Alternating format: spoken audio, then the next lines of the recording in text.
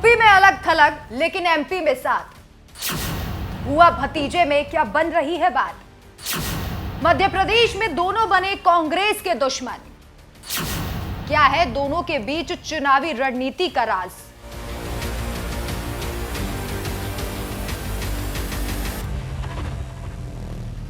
नमस्कार, मैं हूं आपके साथ राखी लांबा। मध्य प्रदेश में 230 विधानसभा सीटों के लिए बीजेपी और कांग्रेस दोनों ही जद्दोजहद कर रही हैं, लेकिन इसी बीच यूपी की पूर्व मुखिया मायावती इनके लिए मुसीबत का पहाड़ बन बैठी हैं।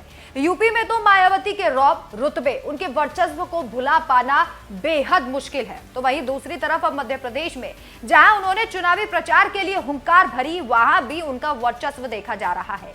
यूपी में बुआ भतीजे की जोड़ी की चर्चा आपने कई बार सुनी होगी, लेकिन क्या आपको पता है कि फिलहाल ये जोड़ी चाहे उत्तर प्रदेश में साथ ना हो, लेकिन चुनावी राज्य मध्य प्रदेश में एक ही पार्टी के टेंशन बढ़ाने में जुट गई है, और वो पार्टी है कांग्रेस।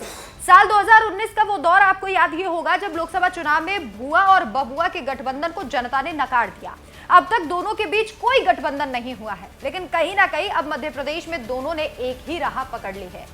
दोनों पार्टियों के प्रमुख अखिलेश यादव और मायावती दोनों ही कांग्रेस के खिलाफ मोर्चा खोले बैठे हैं। कैसे, वो भी आपको सबसे पहले ग्राफिक्स के जरिए बताएंगे। दरअसल बहुजन समाजवादी पार्टी ने मध्य प्रदेश और छत्तीसगढ़ में गोंडवाना गणतंत्र पार्टी यानी जीजेपी के साथ गठबंधन किया। मध्य प्रदेश के अशोकनगर में अपनी चुनावी सभा का खाता खोलते हुए मायावती ने कांग्रेस को जातीय जनगणना को लेकर आड़े हाथों लिया। बसपा प्रमुख मायावती ने कहा, चुनाव प्रचार के दौरान कांग्रेस के बड़े नेता कहते हैं कि अति पिछड़े वर्ग को पूरा लाभ दिलाने के लिए जातीय जनगणना होनी चाहिए। इन्हें ये मालूम होना चाहिए कि जब अंग्रेजों के जाने के बाद लंबे समय तक कांग्रेस पार्टी सत्ता में रही, तब कांग्रेस की सत्ता के दौरान सबसे पहले पिछड़े वर्ग के लोगों का आरक्षण देने के लिए जो सर्वे हुआ था, उसे कांग्रेस पार्टी की सरकार ने लागू नहीं किया। सीधे तौर पर मायावती का निशाना कांग्रेस पर है। हाल ही में आपको याद होगा कि कांग्रेस के वरिष्ठ नेता प्रमोद आचार्य कृष्णम ने भी मायावती को गठबंधन में शामिल होने का निमंत्रण दिया था। उन्होंने कहा था कि पीएम नरेंद्र मोदी और अगर योगी को हराना है तो मायावती का सहयोग साथ बेहद जरूरी है। लेकिन अभी कांग्रेस को न जाने किस बात का गुमान है। कांग्रेस पार्टी भी फिलहाल मायावती के तेवर देख सकते में है। मध्य प्रदेश में अगर बीएसपी के इतिहास की बात करें, बीएसपी ने मध्य प्रदेश विधानसभा चुनाव में 2008 में 7, 2013 में 4 और 2018 में 2 सीटें जीती हैं। मायावती पूर्व में कांग्रेस के मुकाबले भाजपा से ज्यादा क्लोज रही हैं।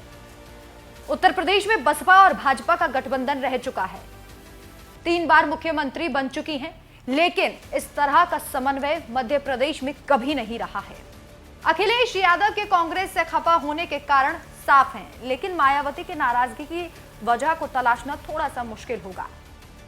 दरअसल कांग्रेस ने यूपी में दलित वोटरों को साधने के उद्देश्य से बसपा संस्थापक काशीराम की पुण्यतिथि 9 अक्टूबर से दलित गौरव संवाद यात्रा आरंभ की। ये यात्रा 26 नवंबर तक चली। इस यात्रा से मायावती को स्वाभाविक रूप से 2024 के आम चुनावों में अपनी राजनीतिक जमीन खिसकने की आशंका है, और यही कारण है कि मायावती भी अब कांग्रेस से दुश्मनी मोल ले बैठी हैं। वहीं अगर बात करें एमपी की, तो यहाँ बसपा का गठबंधन जीजेपी से है। मध्य प्रदेश में इस गठबंधन में 173 सीटों पर मायावती और गठबंधन ने अपने दावेदार को उतार दिया है। कई जगहों पर मुकाबला त्रिकोणीय भी हो सकता है। ऐसे में देखना होगा कि एमपी में मायावती कांग्रेस को कितना नुकसान पहुंचा पाती है। आपकी क्या राय है, हमें कमेंट करके जरूर बताएं। नमस्कार।